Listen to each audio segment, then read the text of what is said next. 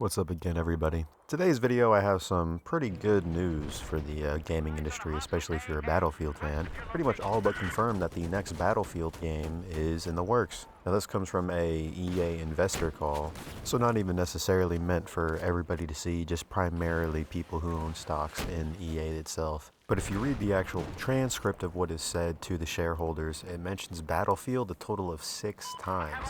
And with the first mention of Battlefield, it actually goes and states that with each immersive action-packed season of Battlefield 2042, players have been making it clear that they actually want a deeper experience with their Battlefield game. Now what they really meant with this, it's not really all too clear, but what I really hope it means is that they actually try to make a very good experience upcoming for the next Battlefield game, not just a Call of Duty-like shooter, which is what I felt 2042 really dropped the ball with. It also goes on to state how they learned a lot of valuable lessons, which, yes, I really do hope they learned a lesson with 2042. And also how they wanted to have a universe of connected multiplayer and single-player experiences. Now, from what that really means to me is probably cross-play, which is always a good thing to have. And the next paragraph after that actually goes on to mention how they have the largest Battlefield team ever in the franchise's history currently working on the game, and even how they have a playable demo of the game, of course only for the dev team to play, but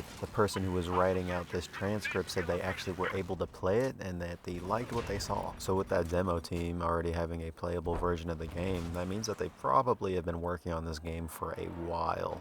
Then again, it has been a while since 2042 came out, back in November 2021. Man, I'm really starting to feel old. Now, Battlefield isn't actually mentioned again until way farther down in the transcript, where the person who's writing out this transcript states that they have spent a whole bunch of time with the collective Battlefield team playing what they're building, and it's going to be another tremendous live service. And if you're like me, the word live service really fucking scares you, because a lot of the time a live service is advertised as having constant content for a game, but most of the time these days constant content usually just means skins and battle passes, which of course I don't think anybody wants in a Battlefield game. Like for example, if we look back at Battlefield 4, it had a total of 5 expansion packs, each with 4 different DLC maps in it, with a total of 20 extra DLC maps by the end of the lifetime of the game. Another thing to think about is that Battlefield 4 came out in October of 2013 with its final DLC expansion pack coming out in November 2014, which means a total of 20 extra maps within a whole year of the game coming out.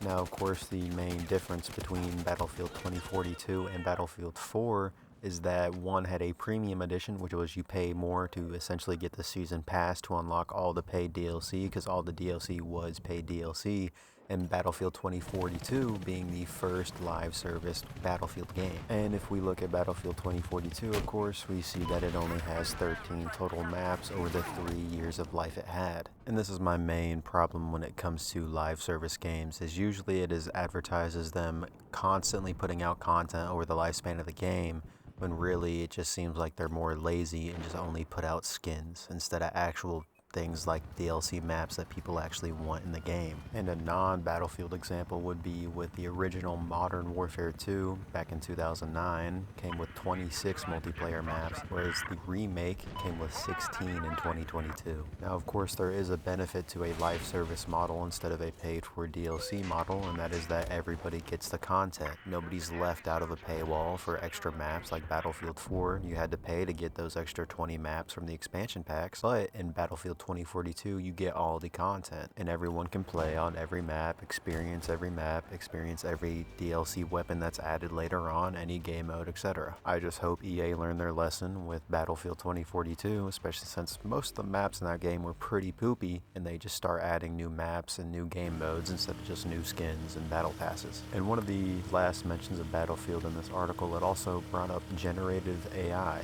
Don't know what that means, but it's there. Now, as a massive Battlefield fan, this news couldn't be any better, especially means it's all but confirmed that we get a new Battlefield game. The only problem is that this is the only information we're given, and since E3 is no longer a thing, it'll probably take some time before we actually learn about a confirmed release date, but I'm excited nonetheless for what could possibly be offered by EA here, especially since they admit that they've learned from their mistakes from the previous Battlefield game. And that's about it for the article. It only only mentioned Battlefield a few times in a few sentences, but it mentioned a lot in those few sentences. So let me know if you guys are excited about it. I know I definitely am. So that's about it. Take it easy, fellas.